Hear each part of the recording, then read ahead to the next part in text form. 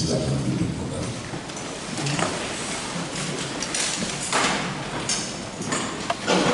Kita dengarkan lagu pujian dari remaja. Mari kita mendengarkan warta jemaat untuk kita minggu hari ini.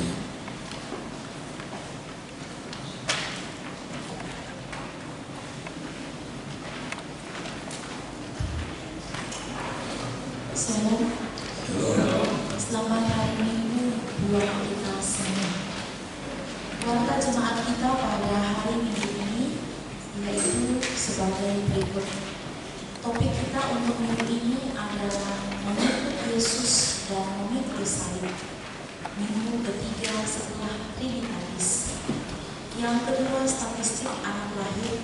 Pada hari Sabtu tanggal 17 Juni 2023, Tuhan menganugerahkan seorang putri kepada keluarga Bapak Errol O. Simanjuntak, Inang E. Bulusiahaan, beralamat di Jalan Bumi 12 nomor 14, Kompleks BPH, wilayah Filipi.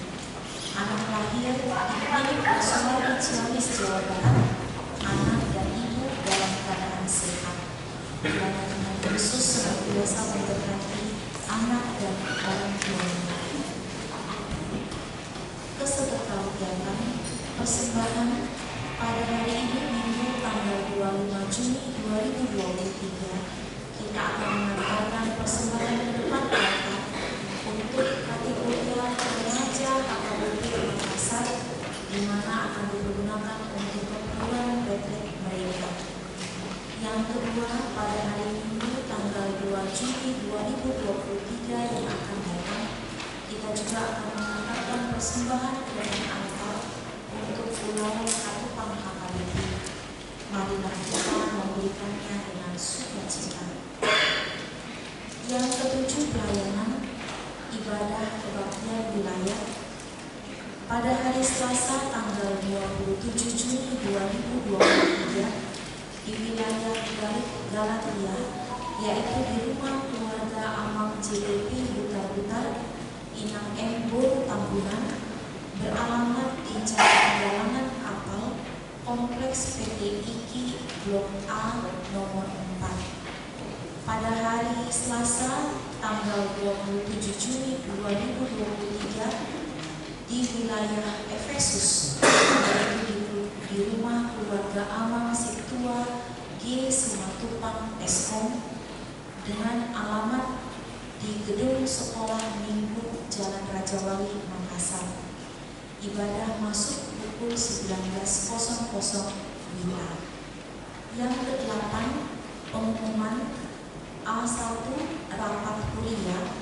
Pada hari ini Minggu tanggal 25 Juni 2023, Gereja HKBP Makassar melaksanakan rapat kuliah untuk menetapkan program dan anggaran Gereja HKBP Makassar untuk tahun 2024. Dimohon kepada majelis dan para seksi kategorial untuk dapat menghadirinya, demikian juga jemaat yang sudah dihubungi oleh situa wilayah masing-masing. Rapat akan dimulai setelah selesai ibadah minggu atau pukul 11.00 WITA sampai dengan selesai, bertempat di gedung sekolah minggu HKBP Makassar. Marilah kita menghadirinya dalam sukacita. Tuhan Yesus memberkati program dan anggaran gerejanya. A2 rapat pendeta dan sinode HKBP Distrik 17 IBB pada hari Selasa sampai dengan Rabu tanggal 4 sampai dengan 5 Juli 2023 akan dilaksanakan rapat pendeta, dan pada hari Kamis sampai dengan Jumat tanggal 6 sampai 7 Juli 2023 dilanjutkan dengan sinode distrik di Surabaya. Kita bawa dalam doa, semoga rapat pendeta dan sinode dapat berjalan dengan baik.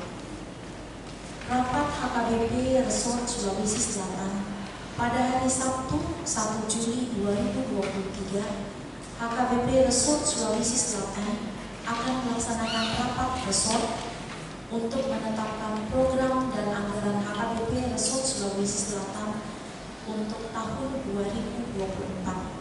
Rapat akan dimulai pada pukul 14.00 WITA sampai dengan selesai, bertempat di gedung Sekolah Minggu HKBP Makassar.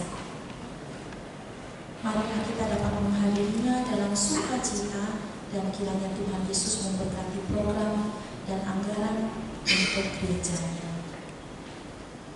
Untuk jemaat yang sakit, mari kita dukung dalam doa bagi jemaat HKBP Makassar yang sedang menderita sakit. Yang pertama, Inang Insinyur M. Semakin Pambul Simanjuntak. Yang kedua, Inang Nyonya Setua B. Banjarnamor Boru Mamulang. Yang ketiga, Parulian Boru Pasaribu. Yang keempat, Inang Nyonya Setua G. Manurung Boru Semurat. Yang kelima, Amang Ahal Manurung. Yang keenam, Inang Nyonya W. Naibaho Boru Pasaribu. Yang ketujuh, Inang Nyonya T. Sitanggang Boru Buta Barat. Yang kedelapan, Inang Nyonya Setua Kagutong Boru Pardede. Yang kesembilan, Inang Nyonya Setua T. Salagi Boru Panjaitan. Yang kesepuluh, Inang Nyonya E.J. Sitorus Boru Panjaitan. Yang ke-11, Inang Nyonya V. Silaban Boru Pakpahan. Yang ke-12, M. Tambunan. Yang ke-13, Inang Nyonya MP. Sitonga Boru Samosir. Yang ke-14, MLH Sinaga.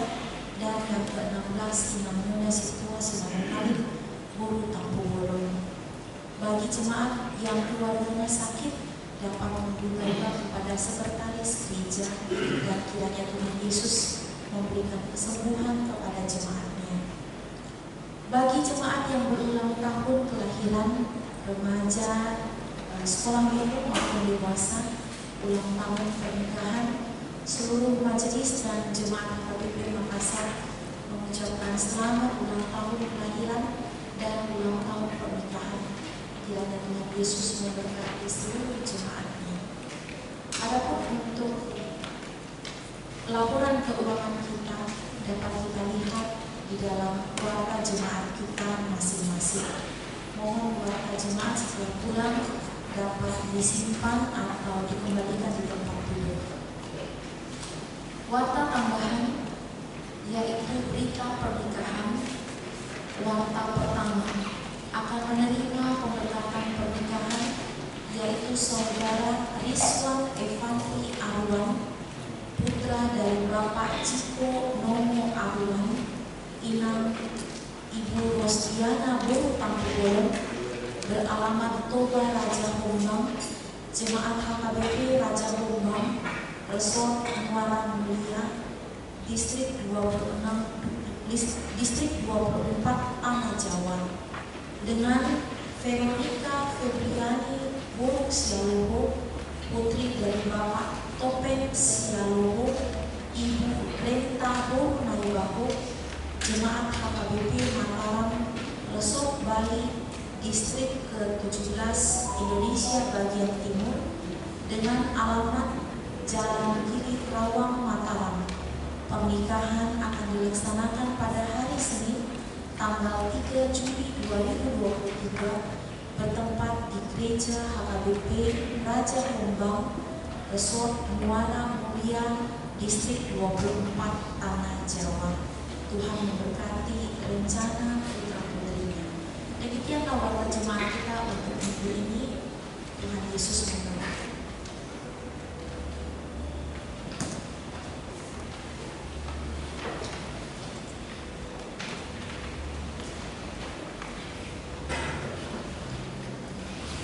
Kita memuji Tuhan dari Kidung-Dungan nomor 302 ayat yang pertama, sekaligus kita membuka persembahan yang pertama dan yang kedua. Oh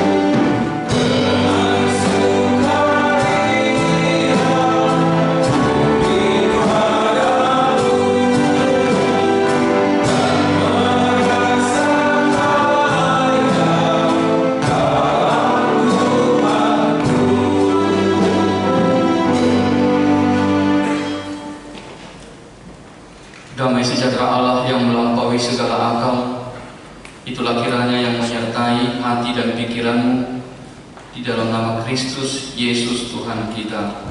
Amin. Shalom. Bapak Ibu Saudara yang dikasihi oleh Tuhan, mari kita membaca firman Tuhan buat kita pada minggu ini yang tertulis di dalam Matius pasal yang ke-10 ayat 32 sampai dengan ayat 39. Saya akan membacakannya buat kita.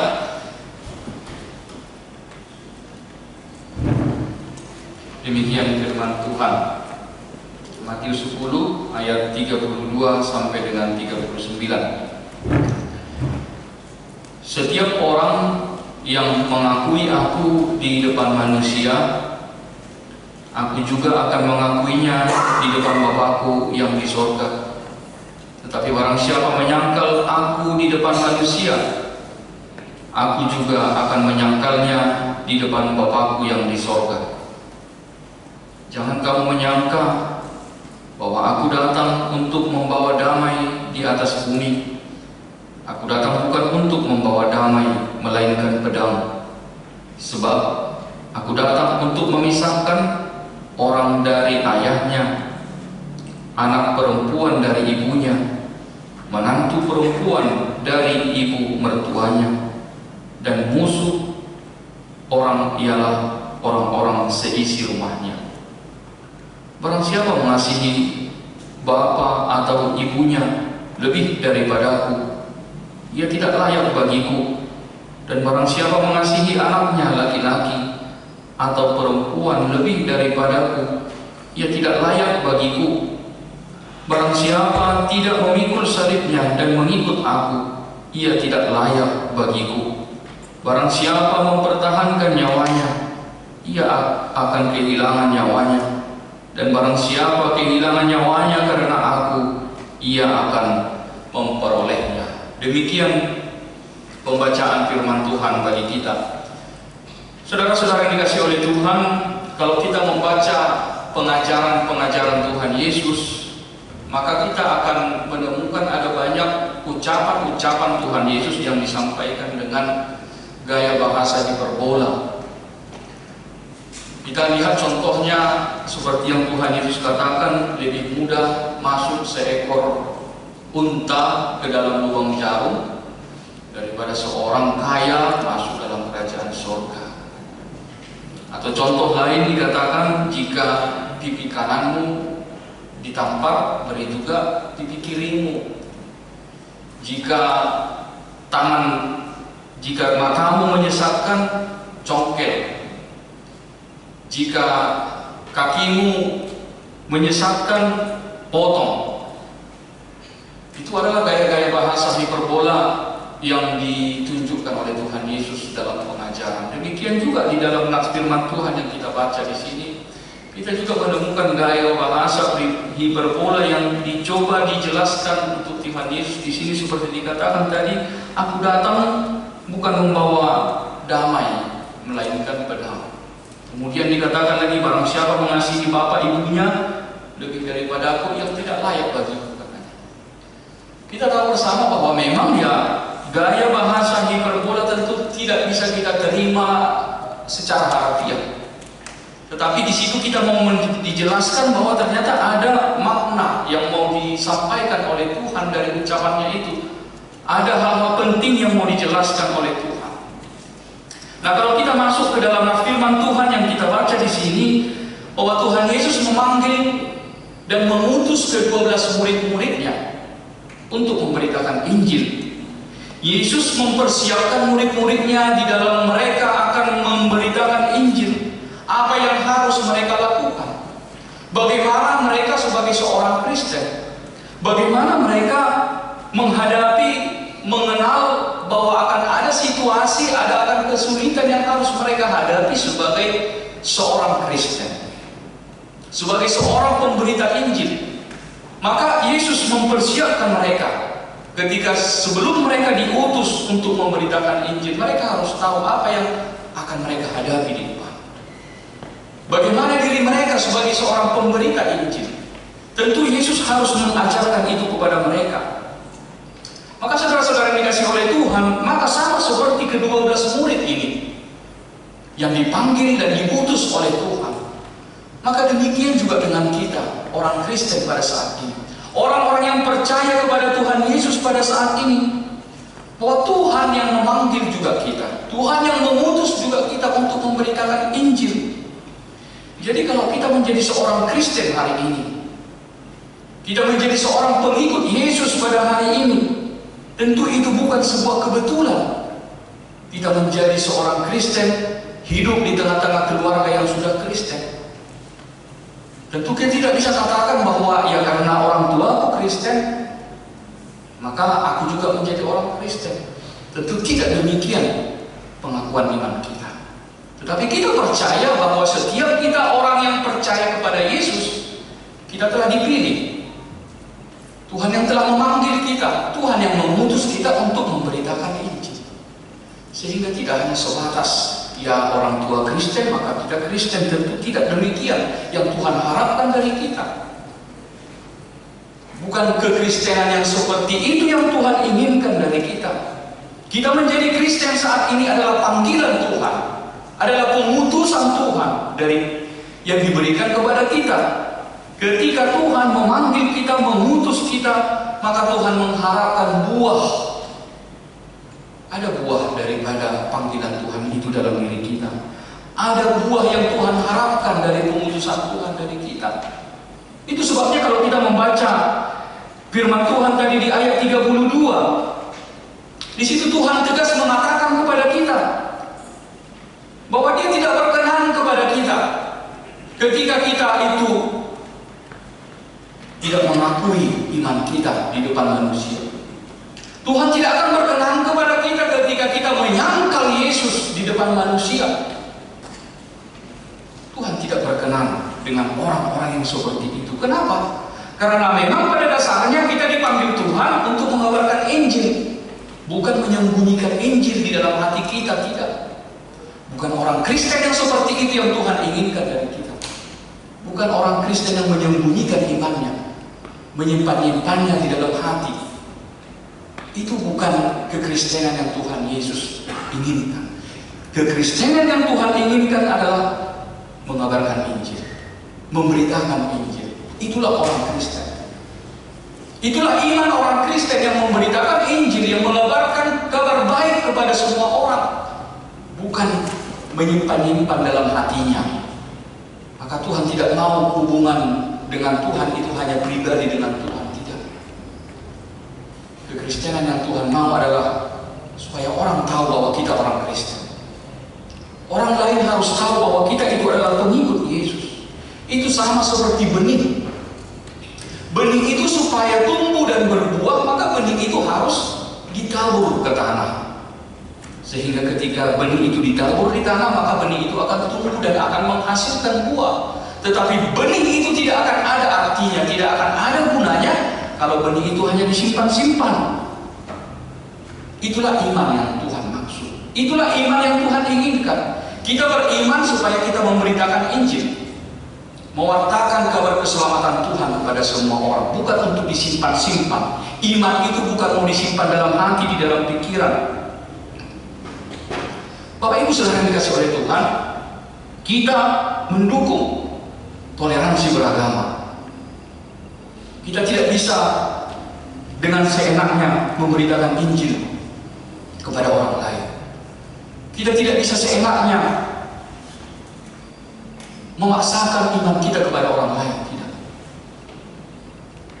Tetapi bukan artinya kita menyangkal iman kita. Tetapi bukan artinya kita melupakan panggilan kita sebagai seorang Kristen untuk memberitakan Injil, tidak. Kita tetap mendukung toleransi beragama. Kita menghargai agama lain. Tetapi itu bukan menjadi alasan bagi kita untuk tidak memberitakan Injil. Bukan itu menjadi alasan bagi kita untuk tidak mengabarkan kabar baik tentang Yesus di dalam hidup kita ini. Kenapa? Karena iman kita, iman Kristen kita itu bukan iman Kristen yang pasif. Kita tidak bisa menyembunyikan iman itu di dalam hati dan pikiran kita. Tetapi iman Kristen itu harus kita hidupi. Iman Kristen itu harus kita nyatakan. Kita harus tunjukkan Itu sebabnya kalau di Yakobus 2 ayat 17 dikatakan iman tanpa perbuatan adalah mati. Iman tanpa perbuatan pada hakikatnya adalah mati. Bapak Ibu Saudara yang dikasihi oleh Tuhan, tidak perlu kita memperkenalkan Yesus dengan menceritakan tentang Yesus. Gak perlu kita memberitakan Injil, maka kita menceritakan bagaimana mujizat Tuhan Yesus, bagaimana Yesus lahir, bagaimana Yesus mati. Tidak perlu. Yang perlu kita lakukan adalah tidak perlu kita juga untuk kita baca ayat-ayat Alkitab kepada mereka. Tak akan ada gunanya itu. Maka yang bisa kita lakukan adalah kita mau memperkenalkan, kita mau mempertunjukkan Yesus, kita mau memberitakan Injil. Itu adalah melalui perbuatan, melalui tindakan kita. Itulah yang Tuhan inginkan dari kita, bahwa melalui perbuatan kita, melalui tindakan kita, melalui cara hidup kita, melalui kasih kita, melalui kebaikan kita, orang akan bertanya, siapa dia? Dan pada saatnya mereka akan tahu bahwa ini adalah pengikut daripada Yesus. Demikianlah kita memberitakan Injil di dalam dunia ini. Memberitakan Injil tidak akan ada gunanya kita membacakan ayat-ayat Alkitab kepada mereka. Justru mereka akan menganggap kita itu adalah menjadi sesuatu yang tidak berguna. Tetapi bagaimana kita juga di dalam kehidupan kita, kita mau memperlihatkan melalui perbuatan, melalui tindakan kita. Kemudian kita mau juga diingatkan, ketika kita sebagai seorang Kristen, tetapi kita tidak mau menunjukkan diri kita sebagai seorang pengikut Yesus. Ketika kita mengatakan diri kita sebagai seorang Kristen, tetapi kita tidak menunjukkan sikap dan perilaku kita sebagai seorang Kristen yang benar, kita tidak melakukan apa yang Tuhan Yesus ajarkan, kita tidak melakukan apa yang telah Yesus perintahkan kepada kita, yaitu sama artinya kita menjadi orang-orang yang menyangkal Yesus. Sama kita itu menjadi orang-orang yang tidak mengakui Yesus di depan umum. Itulah yang bisa kita pahami dari yang dikatakan tadi di ayat 32 tadi, setiap orang yang menyangkal aku di depan manusia, ia tidak layak bagiku. Kita adalah orang-orang yang menyangkal Yesus. Kita adalah orang-orang yang tidak mengakui Yesus di depan umum ketika kita tidak menunjukkan perilaku di depan umum sesuai dengan apa yang Tuhan perintahkan. Kalau kita melanggar firman, itu artinya kita orang yang menyangkal Yesus di dalam hidup kita ini. Kemudian Bapak Ibu Saudara yang dikasihi oleh Tuhan, yang kedua yang mau disampaikan kepada kita, dikatakan Yesus tadi di situ, aku datang bukan membawa damai melainkan pedang. Barang siapa mengasihi bapa ibunya lebih daripada aku, ia tidak layak bagiku, katanya sih. Relasi yang paling intim, relasi yang paling dekat antara sesama kita manusia itu adalah seisi rumah. Antara orang tua dengan anak, antara adik dan kakak, antara suami dan istri. Relasi di dalam hubungan rumah tangga itu adalah hubungan yang paling intim, yang paling dekat. Tidak akan mungkin kita lebih mengasihi bapaknya orang lain daripada bapak kita sendiri. Itu tidak akan mungkin. Tentu kita akan lebih mengasihi bapak kita daripada bapak orang lain. Itu adalah relasi kita sesama manusia yang paling intim, seisi rumah. Tetapi Yesus mau katakan kepada kita bahwa hubungan relasi kita dengan Tuhan jauh melebihi daripada relasi yang kita kenal di dalam sesama kita yang paling dekat, antara baik itu antara ayah dengan anak, antara suami dengan istri. Jauh lebih daripada itu hubungan, ikatan kita dengan Tuhan. Itu yang mau Yesus katakan. Jadi sebesar apapun kasih kita kepada anak kita, sebesar apapun kasih kita kepada orang tua kita, akan jauh lebih besar kasih kita kepada Tuhan. Apa yang mau dikatakan kepada kita? Orang yang mengasihi orang tuanya, kalau kita mengasihi orang tua belum tentu kita mengasihi Tuhan. Orang-orang orang yang mengasihi orang tuanya belum tentu mengasihi Tuhan. Banyak orang yang mengasihi orang tuanya, banyak orang yang mengasihi anaknya, banyak orang yang mengasihi sesamanya, tetapi belum tentu dia mengasihi Tuhan. Tetapi orang yang mengasihi Tuhan, dia pasti akan mengasihi sesamanya manusia. Kalau seseorang mengasihi Tuhan, dia pasti tentu akan mengasihi anaknya. Dia pasti akan mengasihi orang tuanya. Dia pasti akan mengasihi saudaranya. Dia pasti akan mengasihi sesamanya manusia. Bahkan dia pasti akan mengasihi musuhnya sekalipun. Itulah orang yang mengasihi Tuhan. Tetapi orang yang mengasihi orang tuanya belum tentu mengasihi Tuhan. Tetapi orang yang mengasihi Tuhan pasti akan mengasihi semua. Tidak ada tanpa terkecuali. Itu sebabnya Tuhan Yesus katakan, bagaimana supaya kita, hubungan relasi kita yang tertinggi itu adalah Tuhan. Karena ketika kita telah mengasihi Tuhan, maka semua orang pasti akan kita kasih. Jadi kalau ada orang katakan dia mengasihi Tuhan, tetapi dia membenci orang tuanya, itu omong kosong. Tidak benar dia itu mengasihi Tuhan. Kalau dia membenci saudaranya, dia membenci orang tuanya, itu bukan orang Kristen yang benar. Itu belum tentu benar-benar mengasihi Tuhan. Orang yang benar-benar mengasihi Tuhan pasti dia mengasihi orang tuanya. Inilah yang mau disampaikan oleh firman Tuhan, bahwa yang mau Yesus katakan yang utama dan yang terutama dalam hidup kita itu adalah Tuhan Yesus. Maka tidak ada yang bisa memisahkan kita dari Tuhan Yesus. Apapun yang ada di dalam dunia ini yang paling terdekat di hati kita pun tidak akan bisa memisahkan kita dari Tuhan Yesus. Ini yang mau Tuhan Yesus katakan. Bagaimana kesungguhan kita untuk mengimani Yesus dalam hidup kita? Jika orang tua kita, jika anak kita, jika saudara kita, adik kita, kakak kita, atau siapapun menghalangi kita untuk datang kepada Tuhan Yesus, maka kita harus siap untuk dipisahkan dari mereka. Kita harus siap dipisahkan dari orang tua, dari adik, kakak, atau siapapun. Kalau mereka menjadi pemisah, jika mereka menjadi penghalang kita datang kepada Tuhan Yesus. Kalau kita dikatakan dipisahkan dari orang tua, dipisahkan dari adik kakak, dipisahkan dari saudara, bukan artinya kita membenci, tidak.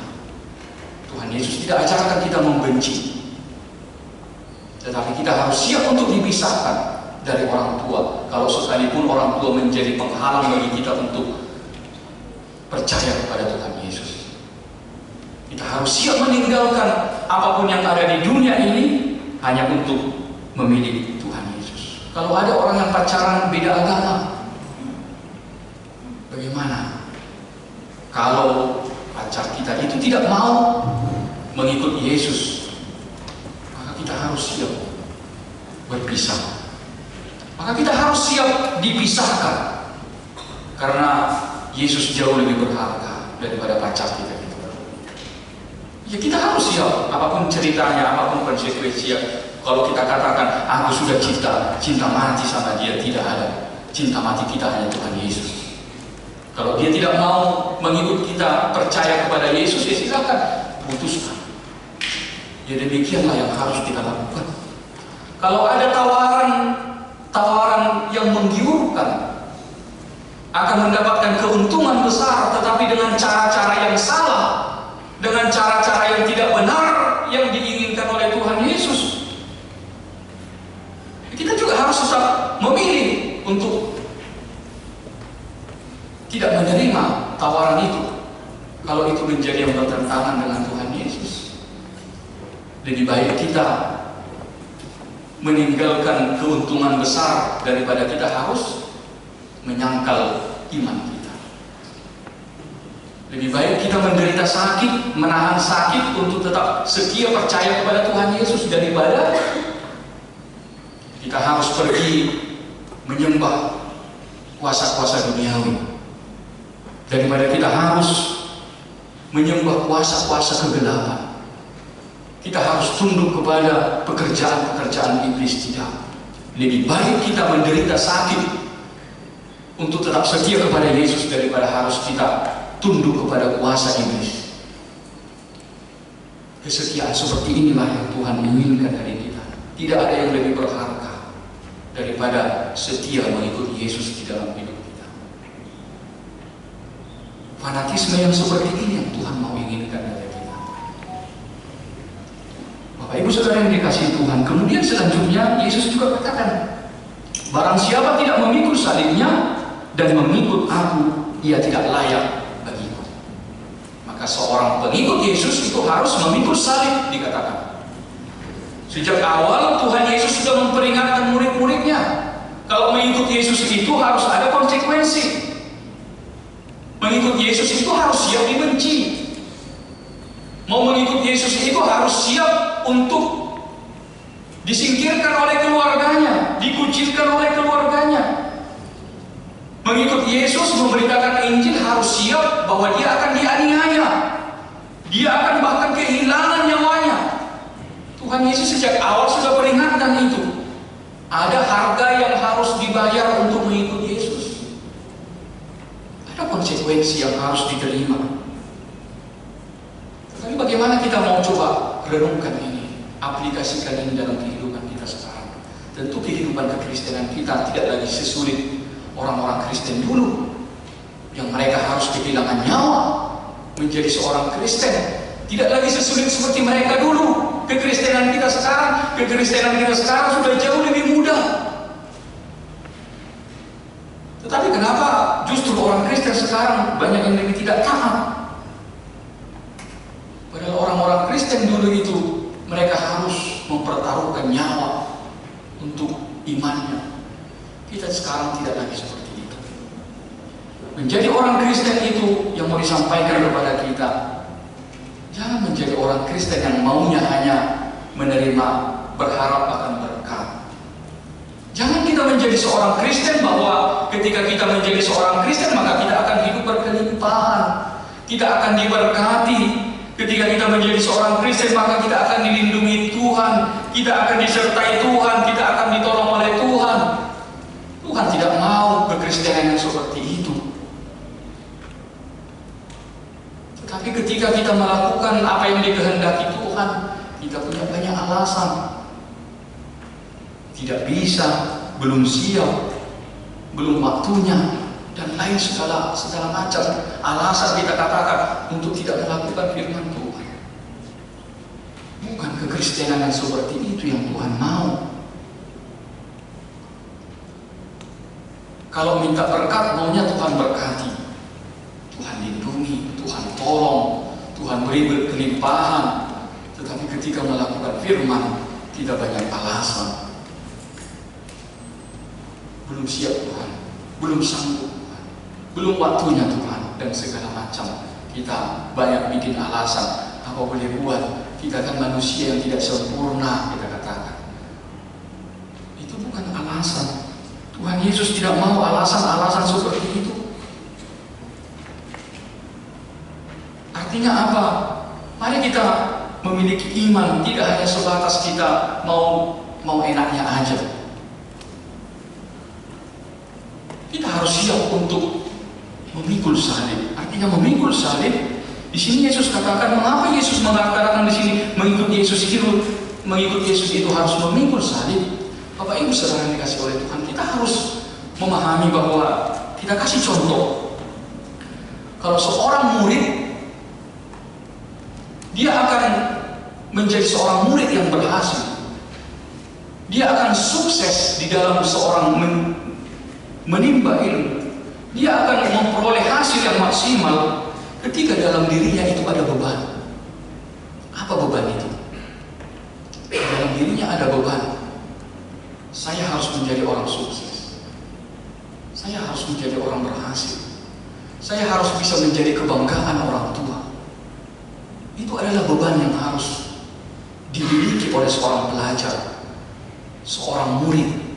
Sehingga ketika beban itu ada di dalam dirinya, maka dia akan berusaha semaksimal mungkin untuk belajar, sehingga dia memperoleh keberhasilan.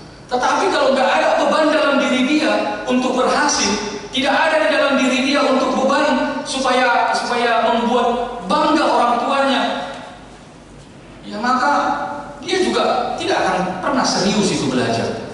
Dia tidak akan sungguh-sungguh itu menggali ilmu. Kenapa? Gak ada beban dalam dirinya. Ya sekolah, ya sekolah.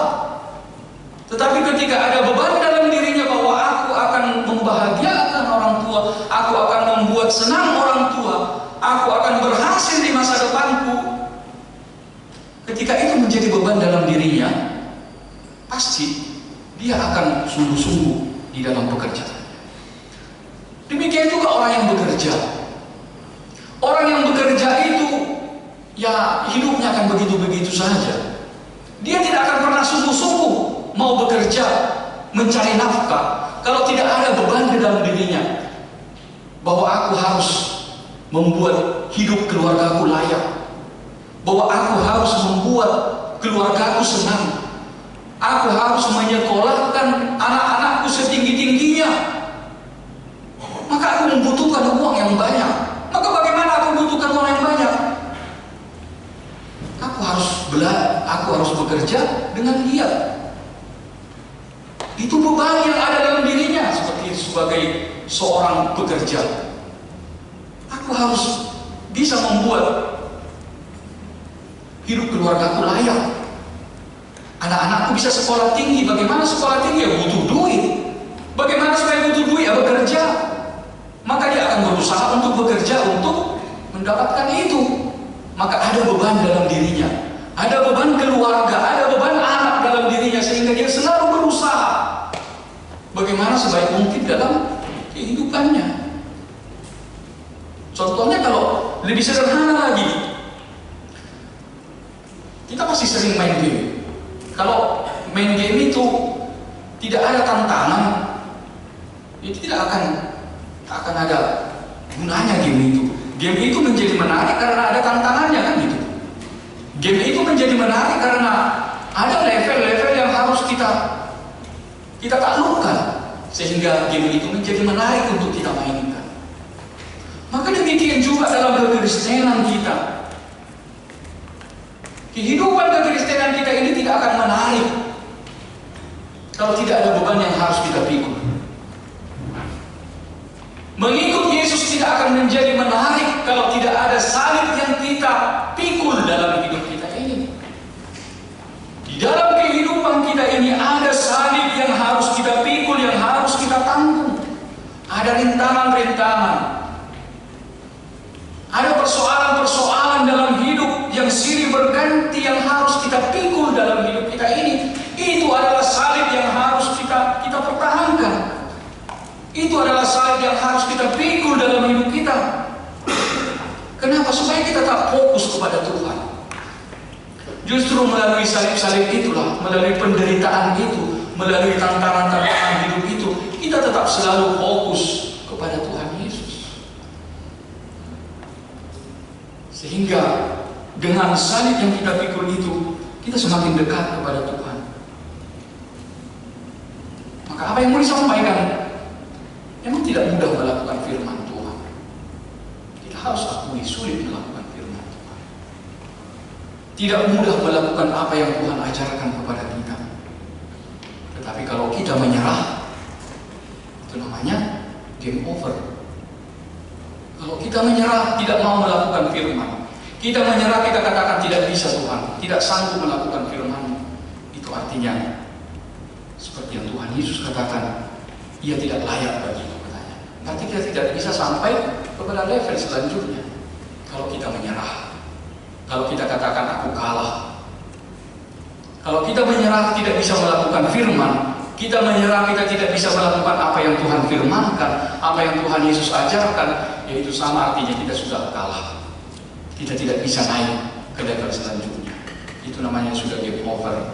Berarti kita tidak layak bagi Tuhan Yesus.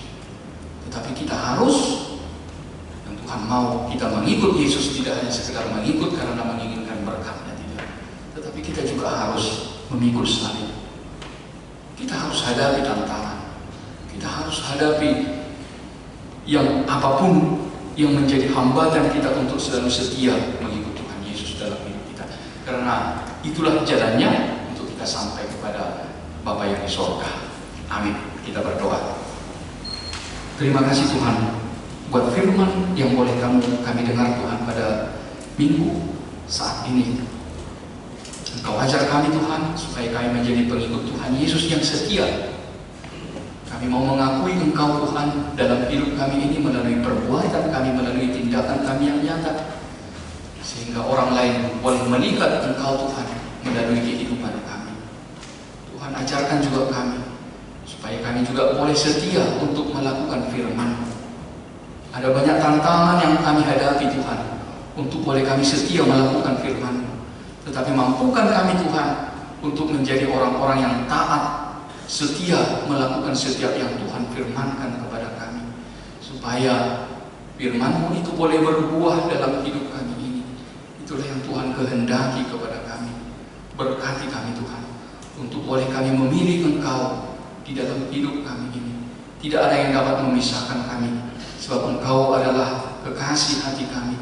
Engkaulah yang paling dekat dalam hidup kami, yang sungguh-sungguh yang saling mengenal kami Tuhan. Ajar kami untuk semakin setia kepada Tuhan. Tuhan, terima kasih buat firman-Mu ini boleh hidup dan kami laksanakan dan kami lakukan dalam hidup kami. Pada saat ini juga Tuhan, kami yang boleh berkumpul pada saat ini, anak-anak-Mu, Tuhan berkati kami Tuhan. Berikan kami Tuhan sukacita, berikan kami hikmat dari Tuhan di dalam perjalanan hidup kami. Berkati kami Tuhan di dalam setiap pekerjaan kami, di dalam setiap aktivitas kami Tuhan. Biarlah kami semakin layak boleh disebut sebagai anak-anak Tuhan. Berikan kami Tuhan kemampuan untuk melaksanakan kehendak Tuhan, melakukan pekerjaan kami sehari-hari. Segala pergumulan kami Tuhan, segala tantangan hidup yang sedang kami hadapi, kami percaya itu tidak menjadi tantangan bagi kami semakin kami mundur, tetapi itu Tuhan menjadi tantangan yang harus kami hadapi supaya kami semakin taat kepada Tuhan, semakin kami dimampukan untuk lebih dekat kepada Tuhan. Kami percaya bahwa Tuhan yang menguatkan kami, memampukan kami untuk boleh menghadapi setiap tantangan pergumulan yang sedang kami hadapi. Tuhan, pada saat ini kami berdoa kepada teman-teman kami, saudara-saudara kami Tuhan, yang sedang bersukacita di dalam ulang tahun kelahiran, ulang tahun pernikahan. Tuhan berkati mereka, biarlah mereka boleh semakin kuat, semakin berlimpah dengan umur yang panjang dan juga kesehatan dari Tuhan. Demikian juga kepada jemaat Tuhan yang sedang sakit, Tuhan berkati mereka, beri mereka kesembuhan melalui obat dan perawatan yang sedang mereka jalani. Tuhan, pada saat ini kami mau berdoa juga buat segala rencana pelayanan di tengah-tengah gereja-Mu dan rapat-rapat yang akan dilaksanakan. Tuhan berkati, biarlah semuanya Tuhan boleh berjalan dengan baik. Tuhan, kami mau menyerahkan hidup kami, menyerahkan diri kami ke dalam tangan pengasihan Tuhan.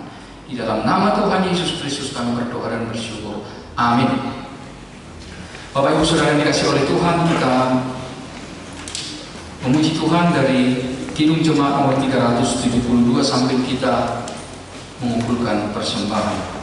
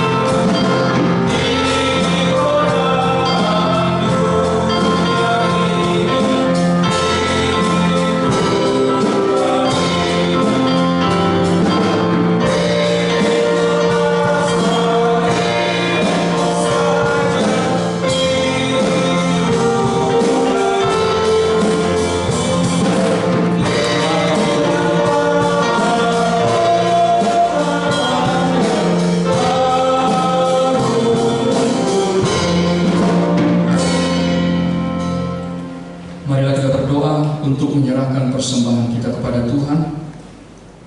Ya Allah, Bapa kami yang di sorga, kami mengaku bahwa Tuhan adalah sumber dari segala karunia yang melimpah dalam kehidupan kami masing-masing. Sebahagian daripada karunia itu kami serahkan kembali sebagai persembahan kepada Tuhan. Terimalah dan berkatilah persembahan umat-Mu ini, agar dapat kami pergunakan untuk pekerjaan dan pelayanan kerajaan Tuhan di dunia ini. Bukalah hati kami untuk mengenal betapa banyak berkat dan karunia yang kami peroleh dari Tuhan, supaya kami senantiasa bersyukur kepada-Mu. Di dalam nama Yesus Kristus Tuhan kami. Amin.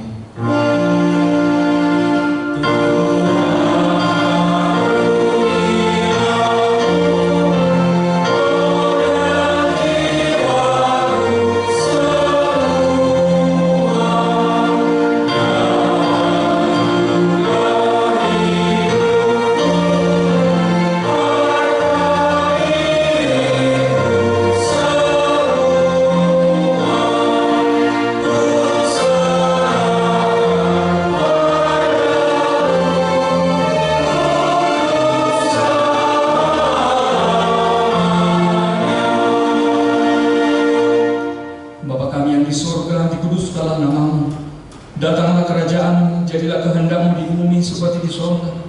Berikanlah kami pada hari ini makanan kami yang secukupnya, dan ampunilah kami akan kesalahan kami, seperti kami juga telah mengampuni orang yang bersalah kepada kami. Dan janganlah membawa kami ke dalam pencobaan, tetapi lepaskanlah kami daripada yang jahat.